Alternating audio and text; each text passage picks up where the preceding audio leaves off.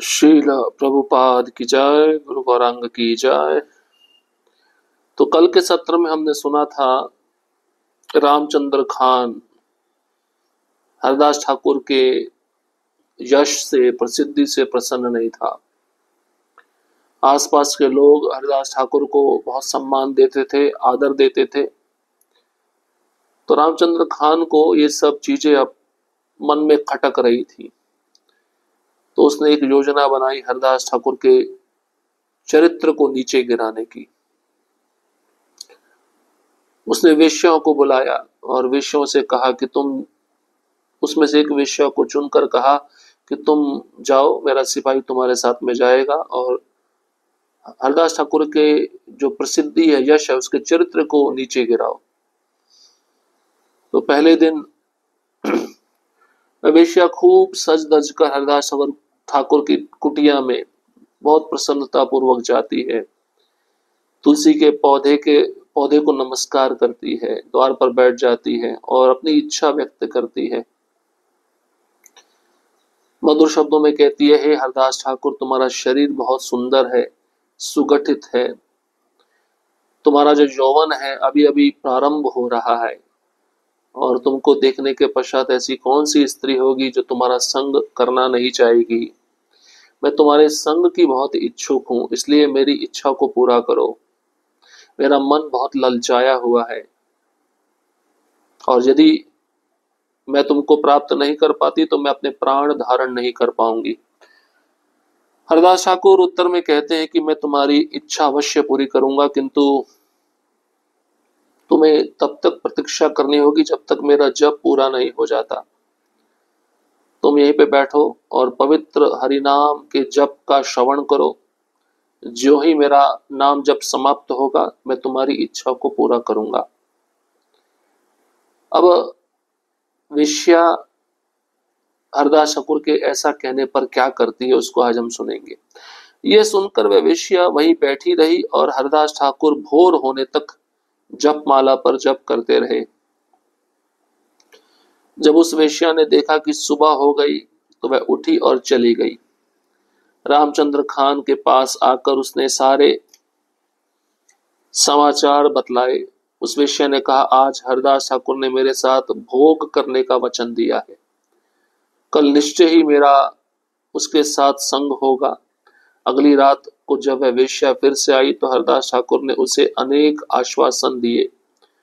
कल रात को तुम्हें निराश होना पड़ा, कृपया मेरा अपराध क्षमा कर दो, मैं अवश्य ही तुम्हें स्वीकार करूंगा। कृपया बैठो और तब तक हरे कृष्ण महामंत्र का जप सुनो जब तक मेरा नियमित जप पूरा नहीं हो जाता, तब तुम्हारी इच्छा अवश्य में पूरी हो जाएगी। तो पहली रात वेश्या ने हरिनाम सुना हरदास ठाकुर के कहने पर और सुबह जब हो गई तो वह वेश्या चली गई। उसने सारा वृत्तांत रामचंद्र खान को बतलाया और रामचंद्र खान को कहते हुए वेश्या ने कहा कि हरदास ठाकुर आज मेरे साथ संग करेगा, उसने वचन दिया है और निश्चय ही आज मेरे साथ उसका संग होगा। अगली रात, दूसरी रात जब वेश्या फिर से आई तो हरदास ठाकुर ने फिर से अनेक आश्वासन दिए और कहा, कल रात को तुम्हें निराश होकर जाना पड़ा, मुझसे अपराध हुआ, मेरा अपराध क्षमा करो, मैं अवश्य तुम्हें स्वीकार करूंगा। कृपया बैठो और तब तक हरे कृष्ण महामंत्र का जप सुनो जब तक मेरा नियमित जप पूरा नहीं हो जाता, मैं तुम्हारी इच्छा अवश्य पूरी करूंगा। जो पहली रात को हरदास ठाकुर कहे थे उसी बात को वे दोहराते हुए पुनः दूसरी रात को उस वेश्या के समक्ष कह रहे हैं। जैसे कि हम जानते हैं हरदास ठाकुर के तो माला पूरा होता नहीं था, 192 माला थी, उसको करने में ही 24 घंटा जाता है। तो पूरी रात बीत गई जब करते करते उनको समय मिला ही नहीं वेश्या का संग करने का। वेश्या उठकर चली गई, हरिनाम तो सुना। अगले दिन फिर आई और हरदास ठाकुर कहते, क्षमा करना, मेरे से अपराध हुआ, तुम्हारी इच्छा को मैं पूरा नहीं कर पाया, आज मैं तुम्हारी इच्छा को अवश्य पूरा करूंगा, लेकिन जब तक मेरा जप पूरा नहीं होता तब तक तुम बैठकर फिर से हरिनाम सुनो। तुलसी के पौधे को तथा हरदास ठाकुर को नमस्कार करके वह द्वार पर बैठ गई। हरदास ठाकुर को हरे कृष्ण मंत्र का जप करते सुनकर वह भी हे मेरे प्रभु हरि, हे मेरे प्रभु हरि, हे मेरे प्रभु हरि का उच्चारण करने लगी। ये एक वैष्णव के संग का प्रभाव होता है। एक शुद्ध वैष्णव के संग में किसी भी प्रकार का निम्न श्रेणी का व्यक्ति आता है वो पवित्र हो जाता है, उसका उद्धार होना निश्चित है। ये वेश्या जब हरदास ठाकुर के संग में आई तो ये स्वयं कहने लगी हे मेरे प्रभु हरि, हे मेरे प्रभु हरि। इस प्रकार से वह बारंबार उच्चारण करने लगी। हरि का नाम स्वयं भगवान का नाम है। तात्पर्य यहाँ स्पष्ट देखा जा सकता है कि एक वैष्णव किस तरह दिव्य युक्ति से पतितात्मा का उद्धार करता है। ये वेश्या हरदास ठाकुर को दूषित करने आई थी, किंतु उन्होंने इस वेश्या का उद्धार करना अपना कर्तव्य समझा। जैसा कि स्पष्ट दिखलाया गया है, उद्धार की विधि अत्यंत सरल है।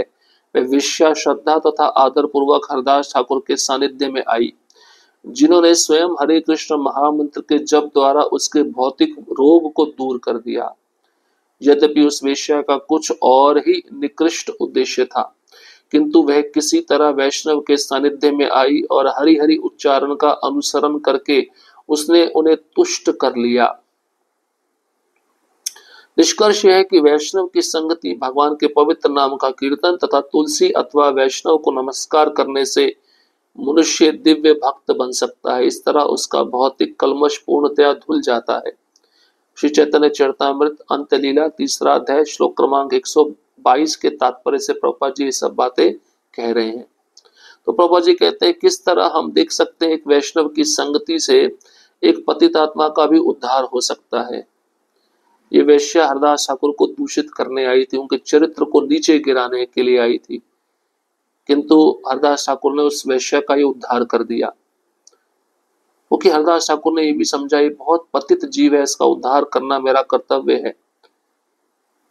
और ऐसा गर्व करते हुए हरदास ठाकुर ने सोचा नहीं था, वो यही सोच रहे थे मैं क्या उद्धार करूंगा, हरिनाम ही इसका उद्धार करेगा। इसलिए हरदास ठाकुर ने उस वेश्या को हरिनाम सुनने में लगाया। तो उद्धार की जो विधि है बहुत ही सरल है। वेश्या श्रद्धा पूर्वक आदर पूर्वक हरदास ठाकुर के संग में आई थी और जो स्वयं हरे कृष्ण महामंत्र का जप कर रहे थे और उसके भौतिक रोग को दूर करना चाहते थे, जबकि उस वेश्या का उद्देश्य बहुत ही निकृष्ट था।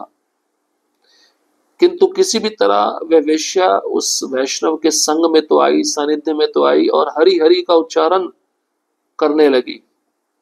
हरि हरि का उच्चारण करके उसने हरदास ठाकुर को संतुष्ट कर लिया। तो निष्कर्ष ये है, प्रभुपाद जी कहते हैं वैष्णव की संगति भगवान के पवित्र नाम का कीर्तन तथा तुलसी अथवा वैष्णव को नमस्कार करने से मनुष्य दिव्य भक्त बन सकता है। भक्तों को प्रणाम करना, तुलसी महारानी को प्रणाम करना, भक्तों के संग में आकर भगवान नाम का कीर्तन करना, ये विधियां एक पतित आत्मा को भी पवित्र बना सकती हैं। जब रात समाप्त हो गई तो वेश्या व्याकुल हो उठी।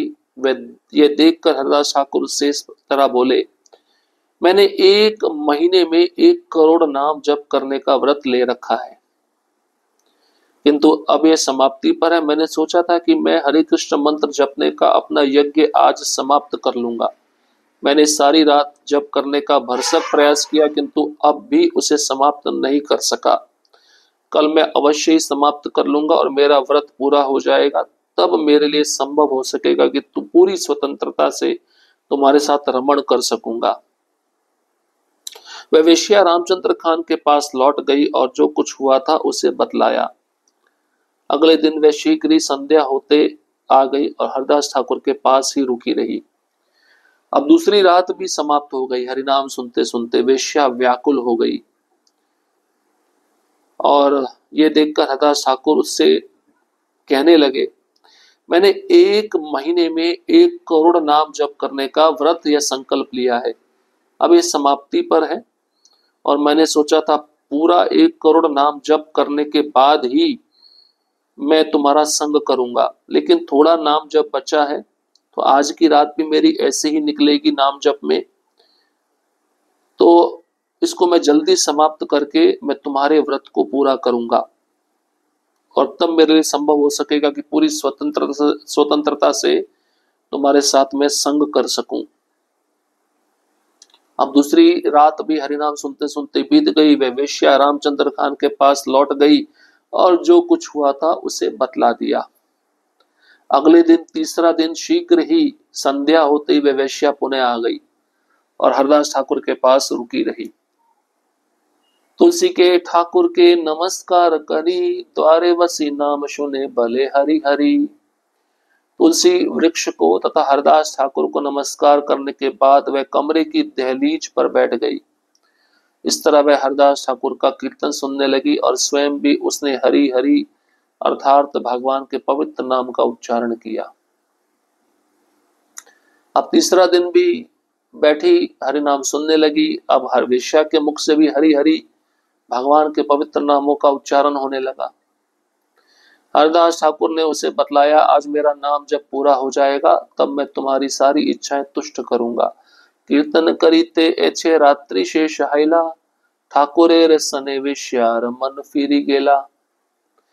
जब करते करते रात बीत गई किंतु हरदास ठाकुर की संगति के कारण वेश्या का मन बदल चुका था। अब तीसरी रात को मन बदला उस वेश्या का। 3 दिन तक शुद्ध भक्त के मुख से हरिनाम को सुनने के बाद तीसरी रात के अंत में वेश्या का मन बदल गया। वह वेश्या अब शुद्ध हो गई थी। वह हरदास ठाकुर के चरण कमलों पर गिर पड़ी और उसने स्वीकार किया कि रामचंद्र खान ने उसे दूषित करने के लिए उसे नियुक्त किया था। तो अपनी गलती का पश्चाताप होने लगा वेश्या को। चरणों में गिर गई हरदास ठाकुर के और कहने लगी, रामचंद्र खान ने मुझे भेजा है तुम्हें दूषित करने के लिए, तुम्हारे चरित्र को नीचे गिराने के लिए। हरिनाम सुनते सुनते पवित्र हो गए। जब व्यक्ति पवित्र होता है तो अपनी गलतियों का उसको एहसास होता है। अपनी गलतियों को स्वीकार करके वह अपनी गलतियों को सुधारने का प्रयत्न करता है। वेश्या हैया मोई पाप करी अच्छे, अपार कृपा करी कर मो अध में निस्तार। उसने कहा, चूंकि मैंने वेश्या का पेशा अपनाया अतः मैंने असंख्य पाप कर्म किए हैं। हे प्रभु मुझ पर कृपालु हो, मुझ पतिता का उद्धार करें। अब वो वेश्या चरणों में गिर गए हरदास ठाकुर के। उसने स्वीकार किया, मैं वेश्या हूं, मैंने बहुत पाप कर्म किए हैं और जिनकी गिनती भी नहीं हो सकती है। मुझ पे कृपा करिए, मुझ पतिता का उद्धार करिए हे प्रभु। एक तरह से वो वेश्या आश्रय मांग रही है हरदास ठाकुर का। हरदास ठाकुर ने उत्तर दिया, मैं रामचंद्र खान के षड्यंत्र के बारे में सब कुछ जानता हूं। वह एक निपट अज्ञानी मूर्ख है, इसलिए उसके कार्यों से मैं दुखी नहीं हूं। जिस दिन रामचंद्र खान मेरे विरुद्ध षड्यंत्र रच रहा था उसी दिन मैंने ये स्थान छोड़ दिया होता, किंतु तुम मेरे पास आई इसलिए मैं तुम्हारा उद्धार करने के लिए 3 दिनों तक यहाँ रुका रहा। शुद्ध भक्त को सब पता होता है। हरदास ठाकुर उस वेश्या को कह रहे, मुझे पता था कि रामचंद्र खान ने मुझे नीचे गिराने के लिए षड्यंत्र रचा है। मैं सब कुछ जानता हूँ। रामचंद्र खान कौन है? निपट अज्ञानी मूर्ख है और ये सब जो कर रहा है मुझसे दुखी नहीं हूं। जिस दिन रामचंद्र खान मेरे विरुद्ध षड्यंत्र रच रहा था उसी दिन मैंने स्थान छोड़ दिया होता, लेकिन तुम मेरे पास आई, तुम्हारा उद्धार करने के लिए मैं 3 दिनों तक यहाँ रुका रहा। वेश्या कहे, कृपा करी करह उपदेश, की मोर कर्तव्य जाए भव कलेश। वेश्या ने कहा, कृपया मेरे आध्यात्मिक गुरु बनिए, मेरे कर्तव्य के बारे में उपदेश दीजिए जिससे मुझे भौतिक अस्तित्व से छुटकारा मिल सके। अब वेश्या कितने सारे पाप कर्म करती है, वह गुरु के रूप में हरदास ठाकुर को स्वीकार करना चाहती है। तो ऐसा गुरु भी इतना शक्तिशाली होना चाहिए कि वेश्या के सारे पाप कर्मों को ऊपर ले सके, अपने ऊपर लेकर उनको झेल सके। तो वेश्या यही कह रही है, मेरे गुरु महाराज बनिए, मुझे दीक्षा दीजिए और मुझे उपदेश दीजिए कि मुझे अब क्या करना चाहिए जिससे मुझे इस भौतिक बंधन से छुटकारा मिल जाए। वेश्या हो, शराबी हो, मांस भक्षी हो, परस्त्री गमन करने वाला हो, ऐसे लोगों को भक्त बनाना बड़ा कठिन होता है और ऐसे लोगों का कर्म अपने ऊपर लेकर झेलना भी बहुत कठिन होता है। इसलिए गुरु साधारण नहीं होते, बहुत विशेष होते हैं। अब हरदास ठाकुर क्या कहते हैं, वेश्या को कौन सा उपदेश देते हैं। ठाकुर कहे घरे द्रव्य ब्राह्मणे कर दान, यही घर आसी तुम्ही करह विश्राम। हरदास ठाकुर ने उत्तर दिया, तुम तुरंत अपने घर जाओ और तुम्हारी जितनी संपत्ति हो उसे ब्राह्मणों में बांट दो। तब इस कुटिया में लौट आओ और सदा के लिए कृष्ण भावना में यहीं रहो। अब हरदास ठाकुर कहने लगे, मैं तो उस कुटिया को छोड़ने वाला हूं, मैं तो ज्यादा समय रुकूंगा नहीं यहाँ पे, इसलिए तुमने जो पाप से संपत्ति कमाई है उसे ब्राह्मणों में बांट दो और इस कुटिया में आके रहो जिसमें मैं रह रहा हूं। मैं तो यहाँ से जा रहा हूँ, ये कुटिया तुम्हारी रहेगी, यहीं पे रहकर जप करो, तुलसी महारानी के पास में बैठो और जप करो, यही मेरा उपदेश है। तो गुरु जो स्वयं करते हैं वही अपने शिष्यों को सिखाते हैं। स्वयं हरदास ठाकुर हरिनाम का जप करते थे तो उन्होंने उस वेश्या को भी हरिनाम जप करने का विधि बतलाया। और जो तुमने पाप से संपत्ति कमाई है उस संपत्ति को ब्राह्मणों में बांट दो जिससे वो संपत्ति शुद्ध हो जाए, क्योंकि ब्राह्मण उस संपत्ति को भगवान की सेवा में लगाएंगे। इस प्रकार का उपदेश हरदास ठाकुर ने उस वेश्या को दिया।